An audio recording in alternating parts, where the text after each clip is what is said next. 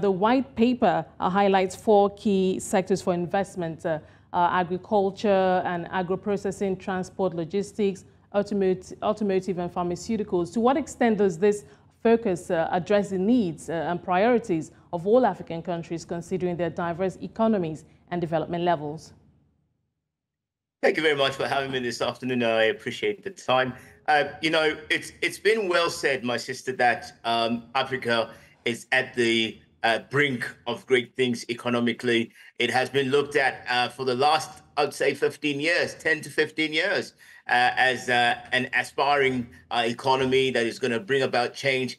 But we've seen very little in terms of penetration, particularly from the European countries. And I think in the last half a decade, the difficulty has been the fact that even though there's a lot of influx of capital investment in quantum that is available, identifying opportunities in Africa has been coming very far and very slowly particularly into the countries that mostly need it.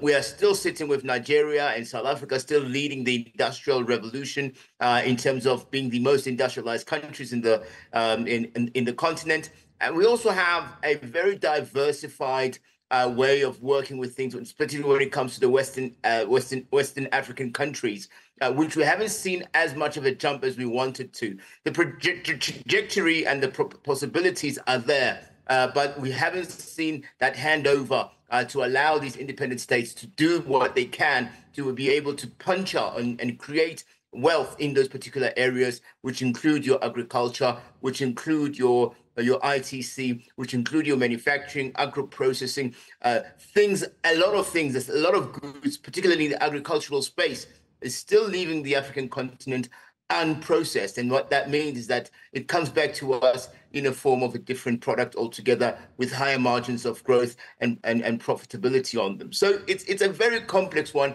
but I think the argument now is this the platform? Is the World Economic Forum going to be really taking decisions that are going to highly impact over the next 3 to 5 years?